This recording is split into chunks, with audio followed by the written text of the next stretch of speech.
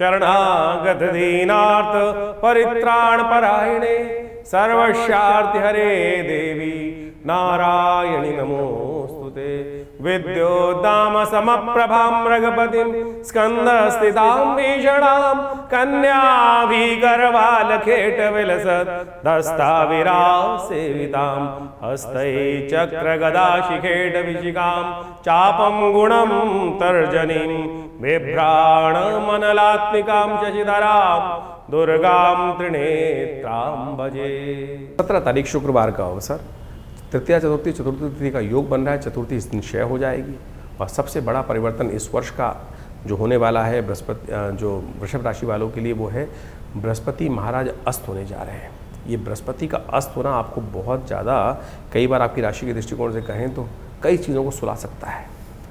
बृहस्पति महाराज यहाँ पर आकर बहुत ताकत में हो जाते हैं, उच्च के हो गए आपकी राशि के दृष्टिकोण से। 12 वर्ष बाद एक नई उम्मीद उन्होंने आपके लिए पिछले 1.5 महीने में उत्पन्न करने के योग बनाएंगे। फैलती हुई चीज़ों को ठीक करने का प्रयास भी किया होगा, सम्मान बढ़ाने का प्रयास किया होगा, विजय दिलाने का प्रयास किया होगा, गाड़ी को जो बिखरी हुई चीज़ थी उनको सुलझाने का प्रयास किया होगा, भाग्य से रास्ता देने का योग बनाया होगा। लेकिन अब सूर्य ने जब बृहस्पति की गति को एक विचित्र प्रकार से उसके प्रकाश को कहीं ना कहीं रोक दिया, उसको कहीं ना कहीं जो है अस्त कर दिया, तब ये कहीं ना कहीं आपके लिए थोड़ा परेशानी का सबब बनता दिखाई दे रहा है। ये 25 दिन का दिन समय बड़ा मुश्किल रहेगा, इस बात का ध्यान रखना। सूर्य अपना कार्य करेंगे, विजय दिलाएंगे। सूर्य अपना कहीं ना कहीं इज्जत दिलाने का, मान सम्मान दिलाने का, कहीं ना कहीं सम्मान दिलाने का, कहीं ना कहीं कार्यों को पूर्ण करने का योग बनाएंगे। लेकिन जो बृहस्पति ज्ञान का देवता है, ज्ञान का स्वभाव है, वो कहीं ना कहीं अभाव होता दिखाई दे रहा है। भाग्य से कहीं ना कहीं नुकसान होने के योग बन सकते हैं। ऐसे में आपको बृहस्पति को नित्य प्रति ताकत देने की ज़रूरत है और बृहस्पति को ताकत मिलती है माँ दुर्गा से। और आपकी राशि में इस वक्त ऐसा योग बन रहा है, गुप्त नवरात्रि में बृहस्पति अस्त होने जा रहे हैं, तो दुर्गा जी का सानिध्य प्राप्त करें, माँ भगवती दुर्गा का यज्ञ नित्यपति करें। आपकी राशि में इस वक्त ऐसा योग बन रहा है कि यदि जो व्यक्ति यज्ञ का सहारा लेगा, वृषभ राशि वाला, दुर्गा पाठ पूजन करेगा, यज्ञ करेगा, उसके लिए तो बिल्कुल कोई दिक्कत नहीं आएगी। लेकिन बाकी लोगों के लिए कई प्रकार की समस्याएं उत्पन्न करने के योग ये बृहस्पति अस्त होने के कारण से बन सकते हैं। तो कोशिश ये करें, दुर्गा सप्तशती का पाठ, दुर्गा सप्तशती का किसी योग्य पंडित जी को बुलाकर अपने घर में यज्ञ कराएं।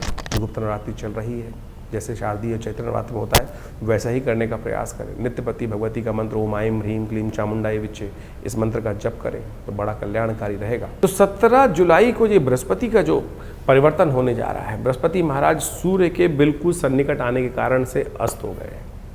और ये बृहस्पति का अस्त होना एक तरह से जो आप हमारे सबसे ज़्यादा ज्ञानवान ग्रह जो है इस पूरे सौरमंडल के अंदर, जो बृहस्पति है वही हमारे, कई बार कहा जाता है इस सौरमंडल का विशेष तौर पर सबसे शक्ति संपन्न ग्रह माना जाता है और संपूर्ण ज्योतिष के अंदर बृहस्पति का सबसे इम्पोर्टेंट स्थान माना जाता है।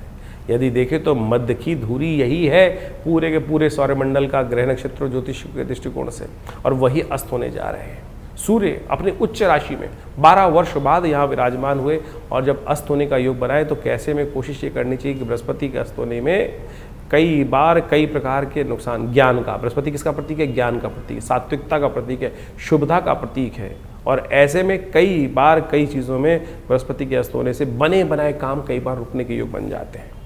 कई बार उम्मीद, बृहस्पति अभी 1.5 महीने पहले बदले और ऐसे में 1.5 महीने पहले बदलने से नई उम्मीदों को जगाने का प्रयास किया और बदलते ही सूर्य ने अपने पास आकर अपने उस बड़े बल के कारण से सूर्य के प्रकाश को भी कहीं न, बृहस्पति के प्रकाश को कहीं ना कहीं अस्त कर दिया। तो अब बृहस्पति जब अस्त हो गए, अब अस्त का मतलब क्या होता क्या है कि आप मान के चलें कि जब सूर्य क्षितिज से, सूर्य जब अस्त हो रहे होते हैं, जब देखिए अस्त हो जाते हैं तो आकाश में क्या होता है? अंधेरा छा जाता है।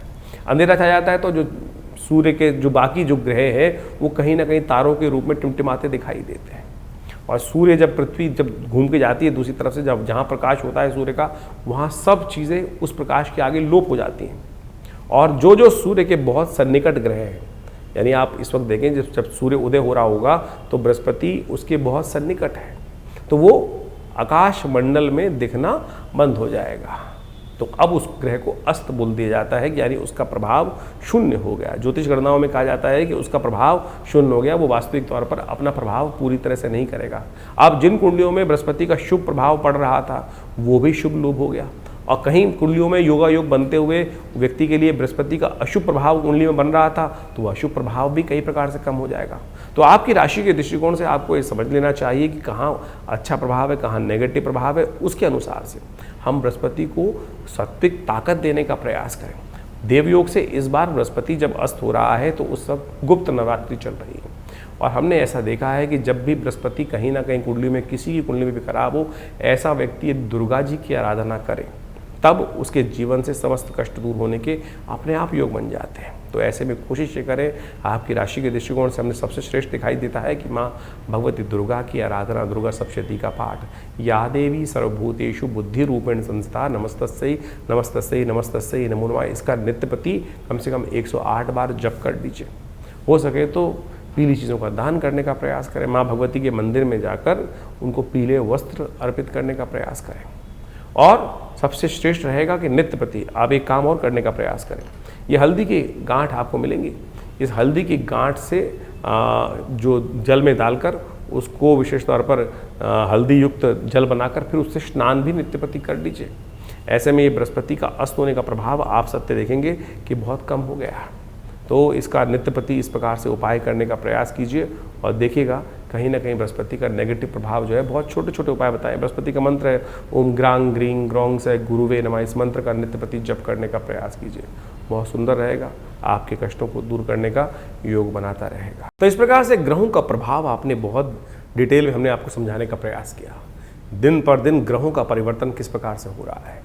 देखिए, ज्योतिष के दृष्टिकोण से कई प्रकार की पद्धतियां हमारे ज्योतिष विज्ञान में बताई गई हैं। कई प्रकार की कुंडलियां बनती हैं, चंद्र कुंडली, सूर्य कुंडली, लग्न कुंडली, कारकान, शांत कारक, इसके बाद षोडश वर्ग इत्यादि विभिन्न प्रकार की, वो बहुत ही मायने रखती हैं। कई लोगों के अंदर ये बात हमारे इस कार्यक्रम को सुनकर लगेगा कि केवल हम ज्योतिष को राशियों के अनुसार से ही बांट रहे हैं, लेकिन जन साधारण के समक्ष रखने के लिए ज्योतिष की राशि का एक प्रभाव जो है वो आपके समक्ष हमने रखा है। लेकिन पूर्णतः ज्योतिष को समझने के लिए, आपकी जन्मपत्री को, आपके जीवन की दिनचर्या को समझने के लिए पूरा चार्ट चाहिए, पूरी डिटेल चाहिए, जन्म का समय चाहिए, डिटेल्स चाहिए। और यदि उसके अनुसार से, ज्योतिष की गणनाओं के अनुसार से जीवन को देखा जाए तो बहुत कुछ सही समय पर हम सही चीज़ों को जान सकते हैं और जीवन में परिवर्तन लाने का मार्ग बहुत सुंदर बना सकते हैं। जीवन में होने वाली घटनाओं का कहीं ना कहीं ग्रहों के अनुसार से समझ, जो वो संबंध है, ग्रहों के साथ जो संबंध रहता है उसको अच्छे से समझ लेना चाहिए। देखिए, बड़े भाग्य मानुष तन पावा, बड़े भाग्य से मानुष तन मिलता है और उसमें हम इन विडंबनाओं में फंसे रहते हैं कि क्या परेशानी।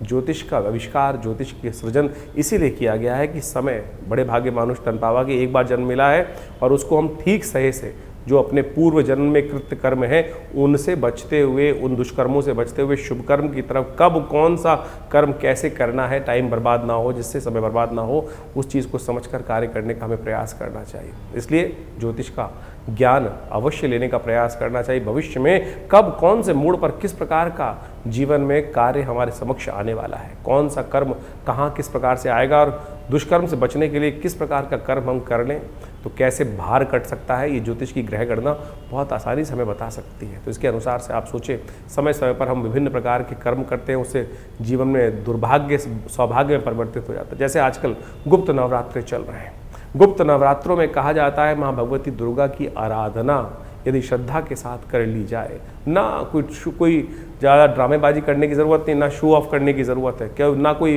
बहुत बड़ा दिखावा करने की ज़रूरत, चुपचाप माँ भगवती के मंत्रों का जिस प्रकार से अनुष्ठान शास्त्र में वर्णित है, दुर्गा सप्तशती का सतचंडी, सहस्रचंडी, साधारण पाठ, जो भी आपकी श्रद्धा के अनुसार से, आपके विश्वास के अनुसार से, आपकी सामर्थ्य के अनुसार से आप कर सकते हैं, उसको अवश्य करने का प्रयास करना चाहिए।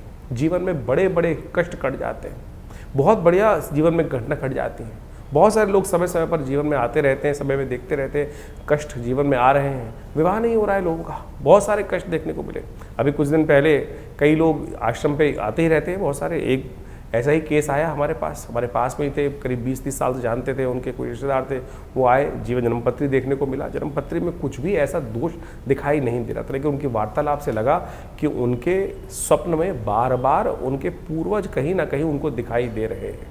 तो हमने कहा एक काम करें, गायत्री का आप जप करें, गायत्री का 1.25 लाख जप करें, अनुष्ठान करें, गायत्री का 1.25 लाख जप कर अपने पितरों के निवृत्ति के लिए, जो कहा जाता है कि ऋण मुक्ति के लिए ये कार्य में सबसे श्रेष्ठ है, उसको करें। और सत्य माने 2 महीने में पहले उस कार्य को किया गया, करा उन्होंने, और उसके बाद अभी 10 दिन पहले मेरे को फ़ोन आया कि हमारे बच्चे का संबंध स्थापित हो गया। सत्य माने ये भार कटता है। ज्योतिष की काल गणनाएं आपके जीवन में सत्य को लाने के लिए, कष्ट को निवृत्त करने के लिए सुंदर सुयोग बनाती है। ऐसे हजारों जो तरीके हैं, जो उदाहरण हैं, वो हमारे जीवन में कई बार हमको देखने को मिलते हैं और बार बार हम आपके समक्ष रखते हैं। तो इसलिए इन प्रत्यक्ष कर्मों को, अनुष्ठान, मंत्र जप इत्यादि को अपने जीवन में स्थान देने का प्रयास करना चाहिए। जैसा हमने कहा, गुप्त नवरात्रि का सुंदर योग चल रहा है। कोशिश करें अपने घर में बैठकर जैसा हो सके मंत्र भगवती का, सर्वमंगल मांगल्य, या देवी सर्वभूतेषु बुद्धि रूपिणी संस्थिता, जो भी ओम आईं ह्रीं क्लीं चामुंडाय विचे, जो भी मंत्र आपको याद है उनका यथाउचित भाव से नित्य प्रति स्मरण करें। नहीं तो हमारे आश्रम पर आप सादर आमंत्रित हैं। इस अनुष्ठान में जो समय पर चलता रहता है उसमें आइए, जुड़िए। पूरा गुप्त नवरात्रि, बस वैसे तो आश्रम पर नित्य प्रति 8 घंटे यज्ञ होता ही है, हर रविवार को सामूहिक यज्ञ भी होता है, लेकिन समय समय पर जो ये बड़े बड़े उत्सव आते हैं, गुप्त नवरात्रि, शारदीय नवरात्रि, चैत्री नवरात्रि, और उसके अलावा अभी सावन का सुंदर सुयोग आने वाला है। इसमें नित्य प्रति रुद्राभिषेक का कार्यक्रम रहेगा। शतचंडी का अभी सुंदर कार्यक्रम चल ही रहा है इन गुप्त नवरात्रियों में। कोशिश ये करें माँ भगवती दुर्गा के सानिध्य में बैठकर, माँ भगवती की चमत्कारिक श्री विग्रह के सानिध्य में बैठकर इन यज्ञों का लाभ लें। यज्ञ जो है संसार का सर्वश्रेष्ठ कर्म है, यज्ञो वै श्रेष्ठतम कर्म। और आज हमारे मंदिरों से दुर्भाग्य है, इस बात को कहते हुए मुझे बड़ा अजीब लगता है कि लोगों ने हमारे अपने मंदिरों में हमने यज्ञ को शून्य कर दिया, और यज्ञ को केवल कुछ लोगों ने तो ऐसा कर दिया जहाँ यज्ञ होता है कि क्या आर्य समाज। अरे सनातन पद्धति में एक ऐसी कोई चीज़ है जो नहीं है। लोगों ने, विभिन्न मतों ने, विभिन्न पंथों ने एक छोटी छोटी भाग सनातन का लेकर अपना बना लिया और उसको इस प्रकार से उपस्थित करने का प्रयास किया। सनातन पद्धति में यज्ञ का भगवती कोई भी कहा जाता है, कोई भी मंत्र अनुष्ठान है, यदि कोई भी आप कुछ भी कर रहे हैं, चाहे आप नग भी धारण कर रहे हैं, चाहे कोई यंत्र रख रहे हैं अपने पास, यदि उसमें मंत्र जप, यज्ञ इत्यादि का कर्म नहीं किया गया है तो वो निष्फल होगा, कार्य करेगा ही नहीं। तो इसलिए यज्ञ वो निधि है भारतीय संस्कृति की जो जीवन के समस्त सुखों को देने का प्रभाव रखती है। और कम से कम इन नवरात्रों में, इन श्रावण के अवसरों पर विभिन्न यज्ञ जो समय समय पर किए जाएंगे उसमें सम्मिलित हों। माँ भगवती कृपा से आपके कष्ट दूर होने के अद्भुत योग स्वयं आप बना सकते हैं।